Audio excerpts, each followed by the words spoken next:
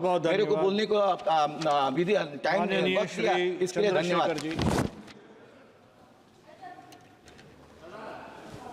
धन्यवाद सभापति महोदय। आपने वर्ष 24-25 की पूरक अनुदान मांगों के प्रथम बैच पर बोलने का अवसर दिया, इसके लिए आपका आभार व्यक्त करता हूं। पूंजीवाद वह जो लगातार बढ़ रहा है, मुख्य रूप से ठेकों के माध्यम से निष्पादित किया जाता है और बड़े लाभ ठेकेदारों को जाते हैं, जबकि सामाजिक कल्याण योजना के लिए बजट जो प्रत्यक्ष लाभ हस्तांतरण के माध्यम से पारित किया जाता है घट रहा है। क्या सरकार पूंजीगत व्यय में वृद्धि के साथ अनुपातिक रूप से सामाजिक कल्याण योजनाओं के लिए बजट बढ़ाने की योजना बना रही है?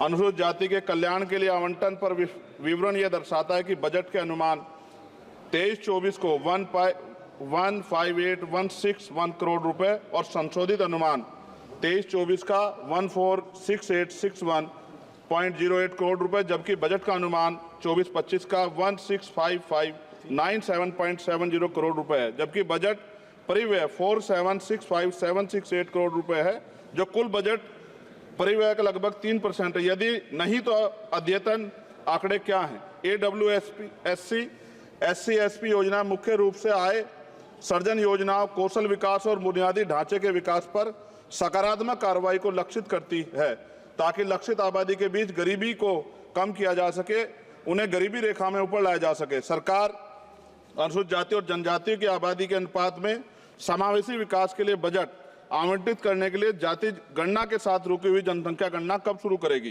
क्या सरकार बताएगी कि वर्ष 14-15 से वर्ष 23-24 तक प्रत्येक वित्तीय वर्ष के अनुसार SC, SP और TSP के तहत बजट की वह स्थिति क्या है?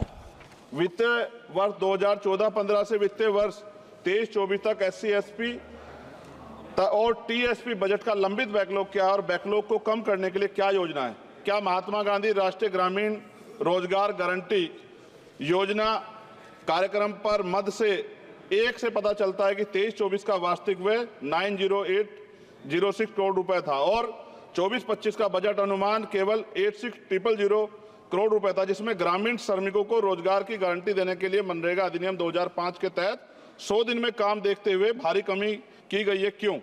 13.07 करोड़ सक्रिय श्रमिकों को दर्शाता है, जबकि बजट आवंटन 92.56 करोड़ 2024-25 में व्यक्तिगत दिवस सर्जित किए गए, यानी कि अब तक 7 दिन का रोजगार सर्जित किया गया। शायद G20 शिखर सम्मेलन दिनांक 7 फरवरी 2024 के वक्तव्य में संशोधित अनुमान के 74524.29 करोड़ रुपए की खर्च के संकेत दिया गया, जो बदल सकता है। बजट अनुमान 24-25 के तहत सक्रिय जॉब कार्ड धारक श्रमिकों को कितने दिनों की गारंटी कार्ड नौकरी की योजना बनाई गई है? राष्ट्रीय स्तर पर औसत दैनिक मजदूरी भुगतान क्या है? यदि सभी सक्रिय कार्ड धारक श्रमिक 100 दिन काम करते तो कितने बजट की आवश्यकता है? क्या मुफ्त अनाज देने के साथ साथ अतिरिक्त नौकरियां देना उचित नहीं?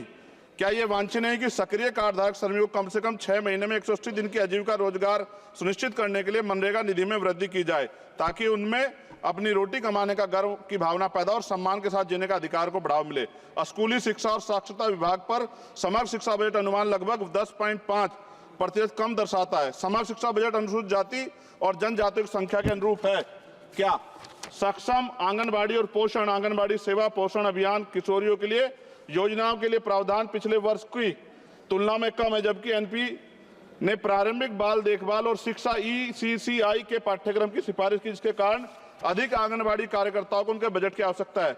क्या अधिकांश आंगनबाड़ी कार्यकर्ता SC और ST समुदाय से? कृपया सामान्य कर्मचारियों के साथ साथ राज्यभर तैनात अनुसूचित जाति और जनजाति कर्मचारियों का विवरण साझा करें।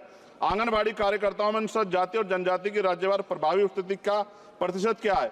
क्या प्रधानमंत्री आयुष्मान भारत स्वास्थ्य अवसंरचना मिशन, जिसके लिए बजट में अनुमान के लगभग 50% की कमी दर्शाता है, जबकि जनसंख्या में वार्षिक वृद्धि और अवसंरचना के कारण पूंजीगत व्यय में वृद्धि के बावजूद बजट अनुमान 24-25 में भी कमी की गई है?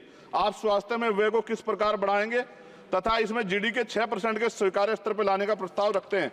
अनुसूचित जातियों की लगभग 80% आबादी सीमांत किसानों और दिहाड़ी मजदूर से बनी जो गांव में रहते हैं, जबकि शेष आबादी शहरी क्षेत्रों में रहती है। इसलिए क्या बड़े पैमाने पर कृषि भूमि पर काम करने वाले दिहाड़ी प्रवासी मजदूरों के लिए किसान सम्मान निधि स्वीकार्य है? यदि हाँ तो अनुसूचित जाति और जनजातियों के अनुसूचित जाति मजदूर और सीमांत किसानों के राज्यभर कितनी किसान सम्मान निधि दी गई, क्योंकि योजना का नाम किसान सम्मान निधि है। प्रस्तावित यूरिया सब्सिडी अनुसूचित जाति जनजाति किसानों की प्रतिशत जनसंख्या के अनुरूप तथा आप अनुसूचित जाति जनजाति किसानों के राज्यभर लाभार्थी जनसंख्या के बारे में जानकारी देंगे। क्या किसानों को लीगल एमएसपी की गारंटी का लाभ मिलेगा, देने को योजना है? प्रधान वित्त मंत्री बताने कृपा करें, प्रधानमंत्री फसल बीमा योजना अनुसूचित जाति और जनजाति किसानों के पास कितनी भूमि है? माननीय कृषि मंत्री से अनुरोध है कि वो सामान्य समुदाय की भूमि के सापेक्ष अनुसूचित जाति और जनजाति की भूमि का राज्यवार विवरण दे। क्या प्रधानमंत्री उच्चतर शिक्षा प्रोत्साहन पीएम यूपीएससी खत्म कर रहा हूं सर, लगभग 23% की कमी दर्शाता है। क्या प्रधानमंत्री उच्चतर शिक्षा प्रोत्साहन पीएम यूएसपी योजना के तहत प्रावधान एससी और एसटी की आबादी को ड्रॉप आउट के अनुरूप है? यदि हाँ तो pre matric, post matric, graduation और पोस्ट ग्रेजुएशन के प्रत्येक स्तर पर एससी एसटी छात्रों, ओबीसी छात्रों के ड्रॉप आउट दर क्या है? इसे कैसे कम किया जाएगा? उच्चतर शिक्षा प्रोत्साहन से राज्यवार अनुसूचित जाति और जनजाति लाभार्थियों का प्रतिशत कितना है? प्रधानमंत्री आवास योजना ग्रामीण बजट में कटौती के बावजूद उच्च आवंटन के कारण एससी और एसटी के अधिक घर बनाए गए हैं क्या?